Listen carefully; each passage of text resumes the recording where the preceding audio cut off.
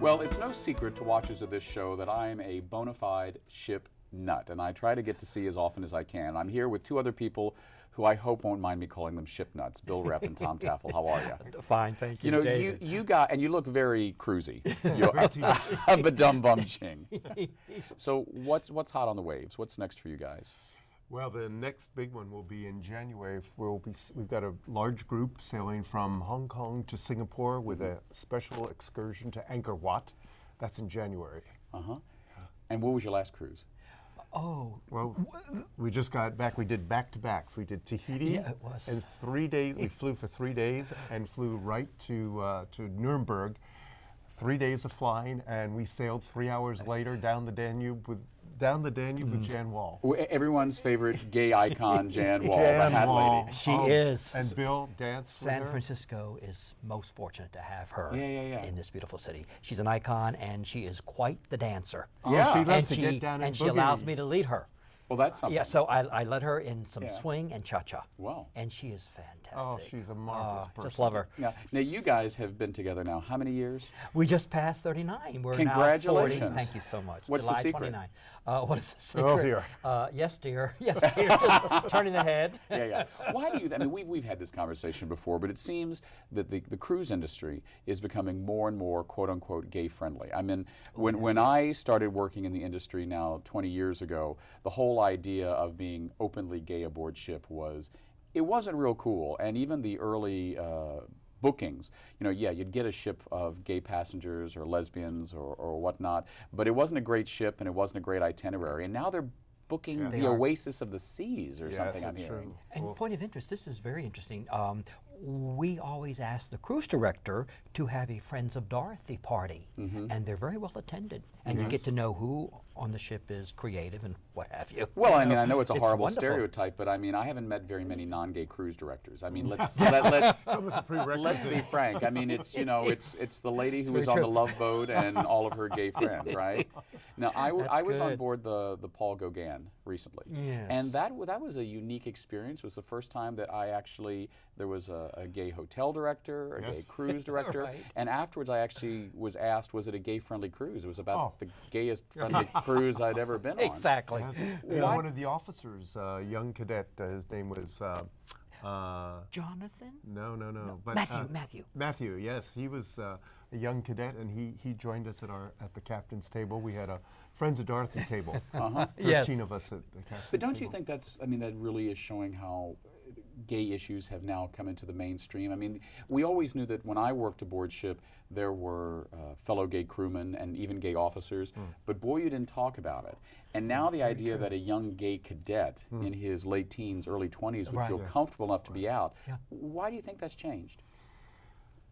Well, the times have The times certainly are changed, changing, to say and the least. people are just a lot more open. And, Yes. But the Paul Gauguin, it doesn't get any more gay-friendly than that. Right. Yeah. And why do you think cruises are so popular for our community? And do you think that's true? It is true, and people are recognizing the great value. I mean, everything is inclusive. Even now on the Regent Seven Seas, you have your shore excursions are included, plus your drinks, gourmet wines and premium spirits and gratuities. The whole package, air, hotel, it's all included. So there are no add-ons. You don't get nickeled and dimed anymore. It's on the high-end cruise lines. You really come out ahead. Right. There was an article recently in The Advocate that listed San Francisco as the 11th gayest city in America, which I still find really incredible, but let's not go there. There are a lot of people who want to know when they go on a cruise or any vacation, if you're a member of the GLBT community, the cruise line might be gay friendly and the ship might be gay friendly, but there's some ports that aren't. Like, for instance, I ain't ever going to Jamaica. So where are some places that if you are openly GLBT that you really need to be careful once you step off that ship? Well, Grand Cayman, of course. Jamaica is also there. There are quite a few ports in the South Pacific that, excuse me, not the South Pacific, but in Asia that are not particularly gay friendly. But Like which ones? well, some of the ports around Africa are certainly when you get to the Arabian area, you have to be careful. Yeah, I mean, have you ever heard of any experiences of gay passengers, not being informed? They go ashore and find out, wow, this is not the friendly, this is not the gay cruise I expected. Yeah, we avoid those areas altogether, so we've never run into that problem. But you're right, there are some areas that are better left unvisited. Unvisited. Now, on the other side, what are some of the GLBT friendly ports of call? Oh goodness. Well, certainly Tahiti. Yes. Most of the men in Tahiti are bisexual, actually. So it's extremely very gay friendly. It's interesting you mentioned Tahiti. I learned something when we were there. We came off the ship and we saw what here in the United States in San Francisco we would say, oh, that is a member of the transgender community. And here, I mean, in the last 10 years, I think all of us as gay men have been educated about the issues for the transgender community within our own GLBT community. Sure. But I understand that in Tahiti, there has been an acceptance and actually a celebration of transgender issues that's unique. Talk a little bit about that and what that community is called. Yeah, they're called Marus, and they are young boys that up until a certain age, they dress and they act as the mother's assistant.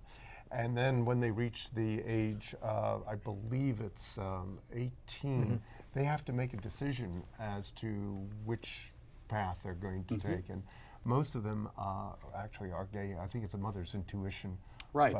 But that is true. Yeah. So, I mean, it wasn't something that we saw just occasionally, like, it was very open. Absolutely. And I asked several people about it, and they were very comfortable about it in a way that seems very non-Western.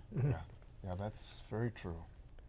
And what do you think this can teach us in the United States about how we deal with these issues?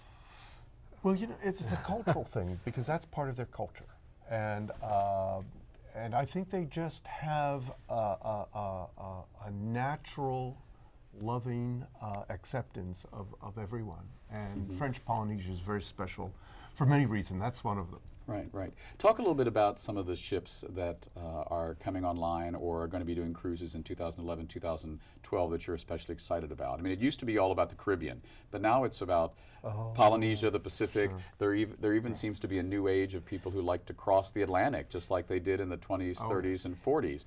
And you actually do river cruises, which you talk a little bit about. That was fun. River cruises are our specialty. We love river cruises. As I mentioned, we just did our Danube River cruise.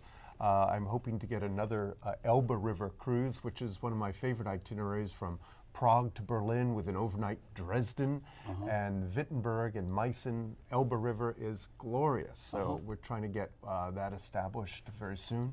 But river cruising is the in thing now. They're no longer barges. Oh no, they're 6-star ultra luxury. They are very beautiful, floating Ritz-Carltons. Now, Bill, what has been the biggest change that you've seen in the cruise industry in the time you've been doing it? Oh my goodness, biggest change. I mean, you've been doing it for a long time. When you started doing it, it was not the all luxury that it is now. I mean, no. I remember the portholes on some of the various ships, and that was quite exciting, wasn't it? Remember? Geez. Well, I'll say the luxury has just blossomed for me. I mean, it's just all the cruise ships that we experience now are absolutely beautiful. Right. We recently did the of course, the Tahiti, and by the way, that's going to be completely renovated. The Paul in Gauguin. January. The Paul Gauguin, yes. So now, is that your favorite ship? It is, without a doubt. It's my favorite ship. And what makes it so special and favorite, of course, the staff. The cruise director, when you can get certain ones, the public rooms, the facilities, and of course the cuisine and the spirits and the wine, nice selections. Right. I really, really, without a doubt, love the Paul Gauguin. But David, you had asked a question. What's really coming to be very, very popular is cruises to Antarctica. And why do you think that is? Oh gosh, well, I mean, it's very raw. It's very, very primitive, but it's so beautiful. I Right. mean, it's unspoiled when you do, get down do, there. right, do you think they've started marketing it just because, well, that's the only port we haven't gone to, or you're really seeing that people say, I want to experience Antarctica? That's exactly it. They want to experience Antarctica. They say that Antarctica is another continent. No, it's another planet. It is so pristine and beautiful. And now, as of January of this year, the large ships are no longer permitted to go to Antarctica. So it's just the small. Our favorite ship is the known as the Prince Albert, has just changed names. It's no longer the Prince Albert. It's now the Silver Sea Explorer. But it's a 6-star ultra luxury. We have a big group scheduled for January of 2013, and that will book within 2 weeks. Great. In our last few moments, Bill, tell me some tips for the first-time gay traveler on board a cruise ship. What should they remember to do? Oh, geez. Well, I mean, without consider wardrobe. You know, Wardrobe, no. wardrobe. Don't overdo it. Right. If it's a casual cruise, do not think of a tuxedo. You stand out like a sore thumb. We've seen that. But really, just find out what the cruise is all about and just dress accordingly. And just be prepared to have fun. Don't prejudge. Just go, let it happen, and you'll find that it's going to be a great experience. So you think nowadays it isn't just about finding an all-gay cruise, that there are places and cruises that are as comfortable for members of our community as any all-gay cruise. Absolutely. Yeah, absolutely. Yes. Absolutely, David. Yes. It's no longer. It doesn't have to be exclusively an LGBT cruise. Yeah. All cruises now are very open and accepting. And you make your own fun, David. Right. You really do. Well, and it's clear from the way you two are dressed that the age of only having a tuxedo aboard ship are over. That's kind of, yes, it is Right. long past. Now, you're in the business. If people want to find you online and get information on booking a cruise, where do they go? Website is tomsgroupcruises.com, and that's TOMSGROUPCRUISES.com, and they can find me, and there's the website. They can see pictures of all of our cruises, all of our groups. We do about 6 a year, so they can just take their pick. So what's next up? Well, the next big one will be Hong Kong to Singapore with a excursion to Angkor Wat. Great, can't wait. We've been speaking with Bill and Tom about being out at sea. Next, we're going to speak with David Steinberg about being out in the newsroom. We'll be right back.